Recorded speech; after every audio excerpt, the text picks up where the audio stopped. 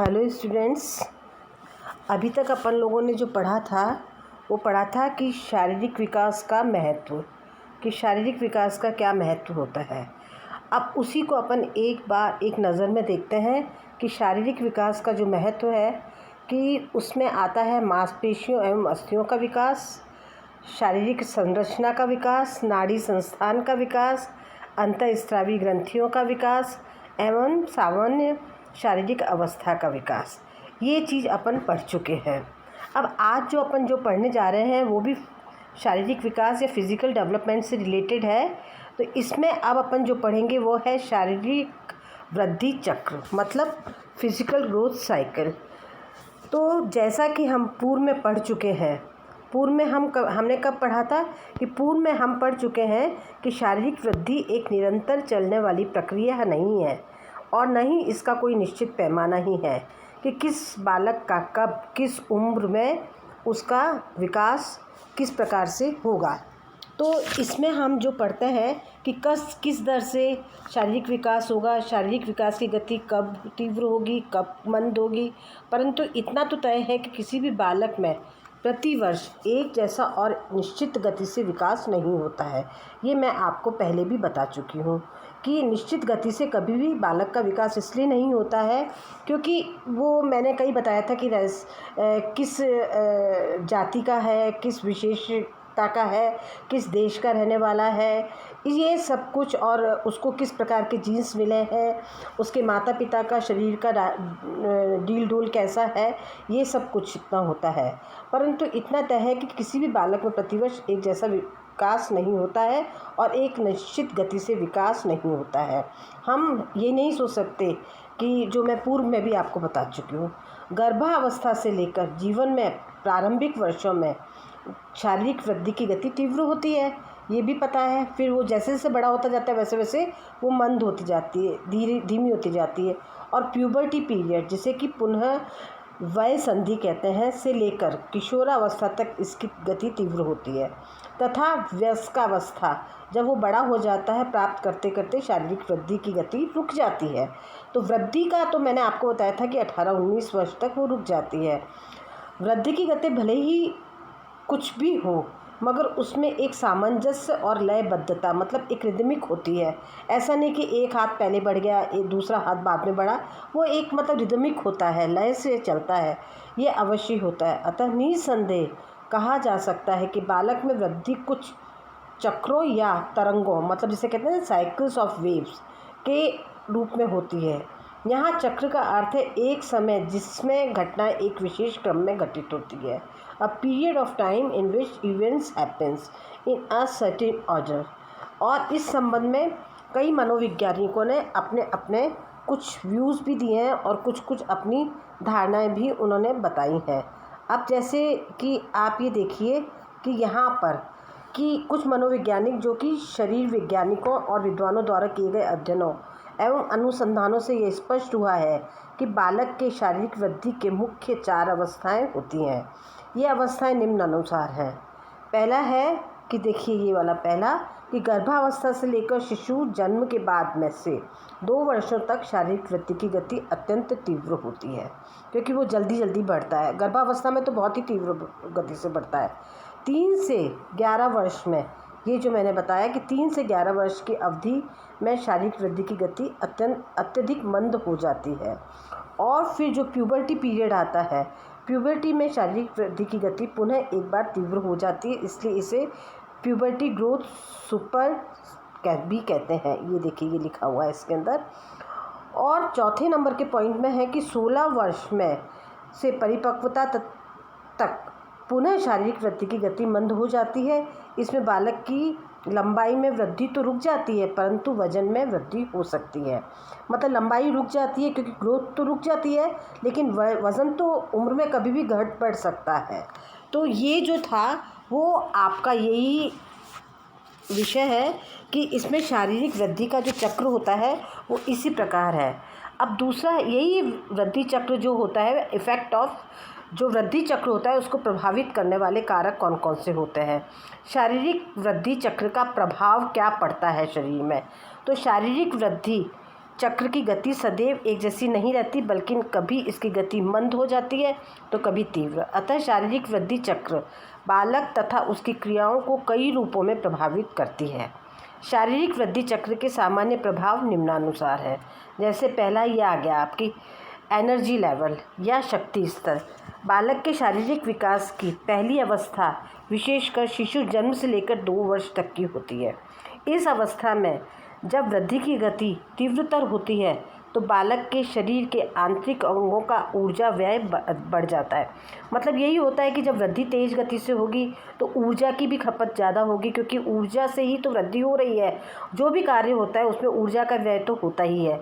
इसीलिए इस समय उसका जो खान पान का ध्यान रखना और उसकी डाइट भी थोड़ी ज़्यादा बढ़ जाती है, आपने देखा होगा, जिससे बालक की शक्ति का अधिक अपव्यय होता है। परिणामतः बालक के बाह्य अंगों को क्रियाशीलता कम हो जाती है।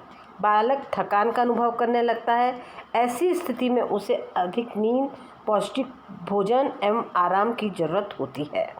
अतः इसे भरपूर आराम, नींद एवं पौष्टिक भोजन उपलब्ध करवाना चाहिए। यदि बालक को भरपूर नींद, आराम एवं पौष्टिक भोजन उपलब्ध नहीं कराएंगे तो बालक चिड़चिड़ा हो जाता है। आपने देखा होगा कि अगर ऐसा नहीं करते हैं तो बालक चिड़चिड़ा हो जाता है। और आपने ये भी महसूस किया होगा कि जैसे जैसे बालक 2 साल का बच्चा होता है वो अत्यधिक नींद लेता है, बहुत ज़्यादा वो सोता भी है। अब आइए आपकी शारीरिक वृद्धि की दूसरी अवस्था में क्या होता है ये देखिए आप, कि दूसरी अवस्था में 2 वर्ष से 11 वर्ष तक की होती है। उसमें जब शारीरिक वृद्धि भी मंद हो जाती है, बच्चे थोड़े मूडी हो जाते हैं, मतलब स्वभाव कभी ऊपर नीचे चलता रहता है। उन्हें अपने खाने पीने की चिंता भी नहीं रहती, वे खाते कम और खेलते अधिक हैं। वृद्धि की गति मंद होने पर उनकी कार्य क्षमता अधिक प्रभावित नहीं होती है।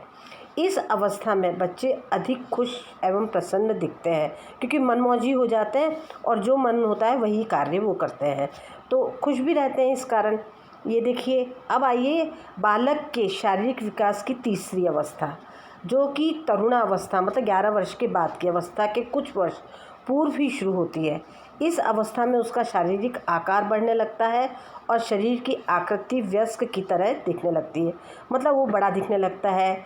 मासिक धर्म स्टार्ट हो जाता है बच्चियों में, लड़कों में दाढ़ी मूछें आने लगती हैं, मतलब हार्मोनल चेंजेस होने लगते हैं। अतः ऐसी स्थिति में बालक से घर, विद्यालय एवं बाहर के कार्यों को पूरा करने की अपेक्षा बहुत अधिक बढ़ जाती है।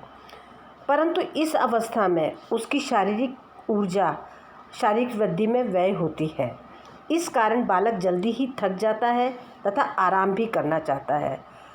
अब यही मैंने आपको बताया था कि ये बड़ी कॉम्प्लिकेटेड स्टेज होती है, क्योंकि माता पिता इस चीज़ को नहीं समझ पाते हैं। इसीलिए आप लोगों को ये सब्जेक्ट पढ़ाया जाता है, क्योंकि माता पिता नहीं समझ पाते हैं और उससे अधिक काम लेने की चेष्टा करते हैं, क्योंकि ये टाइम उसका पढ़ने लिखने का भी होता है, आगे फ्यूचर में उसको क्या बनना है इसका भी होता है। इसलिए विद्यालय के शिक्षक भी उससे अधिक गृह कार्य देते हैं, मतलब होमवर्क भी ज़्यादा देते हैं और ज़्यादा उसके नंबर लाने की अपेक्षा रखते हैं। नतीजा ये होता है कि बालक को जितनी नींद चाहिए वो और आराम नहीं मिल पाता है। फलतः वह चिड़चिड़ा, मूडी, गुस्सैल और नेगेटिव सोच वाला बन जाता है। वह अकेला रहना ही पसंद करता है, मतलब वो आइसोलेशन में रहना पसंद करता है, उसको कोई आया गया ज़्यादा पसंद नहीं आता। तो इस प्रकार से rapid growth is energy consuming with the result that children are easily fatigued, बहुत जल्दी थक जाते हैं। This makes them moody and irritable, irritate करने लगते हैं। A slow growth cycle leave more energy for play and other activities. Children are then more cheerful and easier to live with, वो अपने आप अकेले में रहने में ज़्यादा पसंद करते हैं। अब दूसरा नंबर आता है पोषणीय आवश्यकता, न्यूट्रिशनल नीड।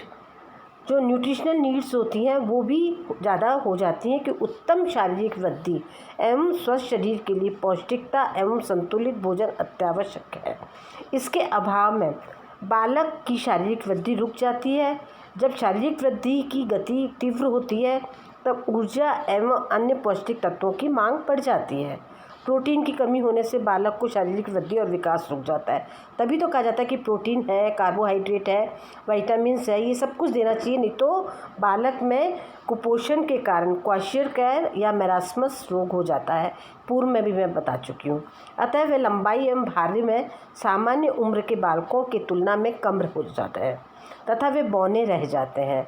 और फिर वही वाली बातें जो कि कल मैंने आपको बताई थी कि बौने रह जाते हैं तो वो और बच्चे उनको अपने साथ खेलना पसंद नहीं करते या वो लोग नहीं खेलना पसंद करते, उनके साथ हीन भावना उनमें आ जाती है और भी कई अलग तरह के नेगेटिव एक्टिविटीज़ वो करने लगते हैं। आहार में ये देखिए, कैल्शियम एवं फास्फोरस की कमी से अस्थियों एवं दांतों का विकास रुक जाता है, दांत समय पर नहीं निकलते हैं, दांतों की बनावट एवं रचना टेढ़ी मेढ़ी हो जाती है, बालकों की अस्थियां कमज़ोर हो जाती हैं, टांगों की रचना जैसे होता है ना कि बोन शेप्ड हो जाती है, बो शेप्ड, धनुषाकार जिसे कहते हैं ना कि टेढ़े से पाँव हो जाते हैं। आहार में कैलोरी की कमी से बालक को खेलने कूदने पढ़ने लिखने आदि कार्यों में के लिए पर्याप्त ऊर्जा नहीं मिल पाती है। मैं कह रही हूँ, बार बार कह रही हूँ कि पोषण बहुत ज़रूरी होता है बालक के लिए और माता पिता को उसकी हर समस्या को समझना अत्यंत आवश्यकता होता है, क्योंकि वह जब थका थका अनुभव करता है तो माता पिता को चाहिए कि वो उस समय आराम करने का दे, उसको समझने की कोशिश करें। वह निराश, उदास, क्रोधी एवं चिड़चिड़ा हो जाता है, उसके मन के कोने कोने में निराशा व्याप्त हो जाती है। इस प्रकार आहार में विटामिन ए की कमी से रतौंधी जो कि आँखों का रोग है कि आँखों से कम दिखाई देना, या बी की कमी से बेरी रोग हो जाता है, सी की कमी से स्कर्वी रोग हो जाता है, डी की कमी से रिकेट्स रोग भी हो जाता है। ये अपन आगे भी पढ़ेंगे। और ये जब सब रोग होते हैं तो आप समझ सकते हैं कि बालक में जो मैंने कल आपको बताया था कि बीमारियों से लड़ने की क्षमता भी कम हो जाती है। इसीलिए अध्ययनों से ये भी सिद्ध हुआ है कि पोषणीय आवश्यकता का प्रभाव न केवल बालक के शारीरिक वृद्धि एवं विकास पर पड़ता है, बल्कि इससे सामाजिक, मानसिक, बौद्धिक एवं संवेगात्मक विकास भी प्रभावित होता है। बालक में अनेक असामान्य लक्षण उत्पन्न हो जाते हैं। वह अपने कर्तव्य के प्रति लापरवाह हो जाता है, खेल में सहभागिता कम हो जाती है, वह अपने साथियों के साथ समायोजन में भी कठिनाई होती है, पढ़ने लिखने में भी रुचि कम हो जाती है। अतः इस अवस्था में बालक को भरपूर पौष्टिक आहार दिया जाना आवश्यक होता है। अब ये बात मैंने आपको कई बार बताई है और कई बार समझाई है, तो मैं ये चाहती हूँ कि आप इस चीज़ को समझने की कोशिश करें और पढ़ें और समझें, और नोट्स जो कि आपको दिए जा रहे हैं उनको भी आप रेगुलर पढ़ते जाएं। और उसके आगे और जो शारीरिक चक्र को प्रभाव होता है वो मैं तीसरे पॉइंट से मैं कल आपको पढ़ाऊँगी। तब तक के लिए आप इसको पढ़िए और असाइनमेंट अपने पूरे करिए। थैंक यू बेटा।